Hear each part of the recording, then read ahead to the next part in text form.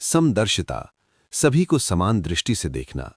ज्ञानी व्यक्ति ब्राह्मण, गाय, हाथी, कुत्ता या चांडाल सबको समान भाव से देखता है। ईश्वर की दृष्टि में सब समान है। 10. जिसने मन को जीत लिया वही सच्चा विजेता। जो मन को वश में कर लेता है वो इसी जीवन में विजय पा लेता है। संयमित मन बराबर शांति और सफलता। 11. परमात्मा न तो कर्म कराता है न फल बांटता है। मनुष्य अपने कर्म और स्वभाव से बंधा है। हम जैसे कर्म करते हैं वैसा ही फल पाते हैं। ईश्वर निष्पक्ष है। 12.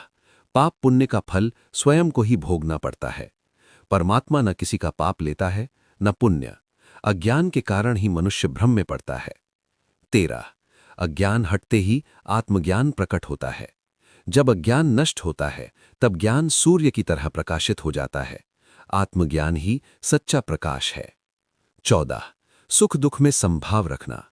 इंद्रियों से मिलने वाला सुख अस्थायी और दुख देने वाला है।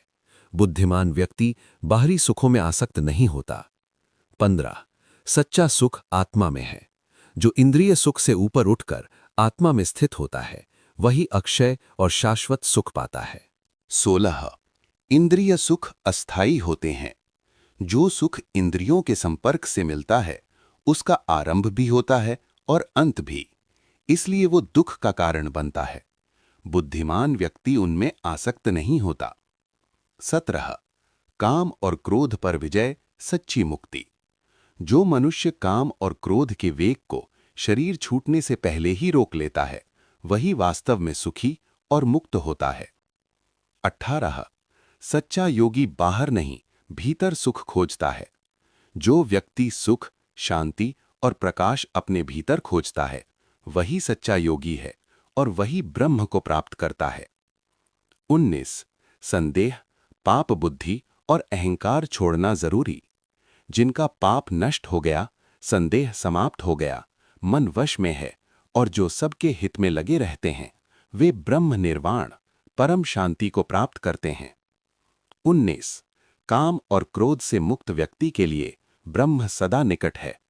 जो योगी काम और क्रोध से मुक्त है, आत्मा को पहचान चुका है, चित्त को वश में रखता है, उसके लिए परम शांति दूर नहीं होती। 20. ध्यान और प्राण पर संयम।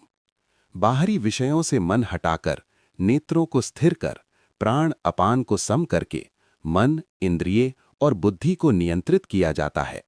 यही सच्चा योग अभ्यास है। 21. मोक्ष का लक्ष्य रखने वाला सदा मुक्त है। जिसका अंतिम